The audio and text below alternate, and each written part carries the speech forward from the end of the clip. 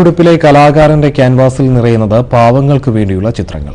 ആദിവാസികളെ ആചാരാനുഷ്ഠാനങ്ങളിലൂടെ ചൂഷണം ചെയ്യുന്നതിനെതിരെ ഏകചിത്ര പ്രദർശനവുമായി എത്തിയ ഗുരുപ്രസാദ് ഊരാളിത്തറ എന്ന കവിതയ്ക്കാണ് ചിത്രാവിഷ്കാരം നൽകിയിരിക്കുന്നത്. ആചാരങ്ങളിലൂടെ ചൂഷണം ചെയ്യപ്പെടുന്നവരെ കുറിച്ചാണ് ഊരാളിത്തറ എന്ന ചിത്രം പറയുന്നത്. ആദിവാസികളുടെ കാർമ്മികനാണ് ഊരാളി. ദരിദ്രനായി ജീവിച്ച് കൊടും ദാരിദ്ര്യത്താൽ മരിക്കുന്ന ഊരാളി മരണശേഷം വാഴ്ത്തപ്പെടുന്നു.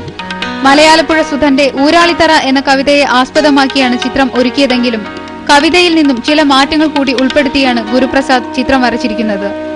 ചിത്രത്തിന്റെ ഇരുഭാഗങ്ങളിലൂടെ പുതിയതും പഴയതുമായ കാലഘട്ടങ്ങളിലെ വിശ്വാസങ്ങളെ ആവിഷ്കരിക്കുന്നു ചിത്രകാരൻ.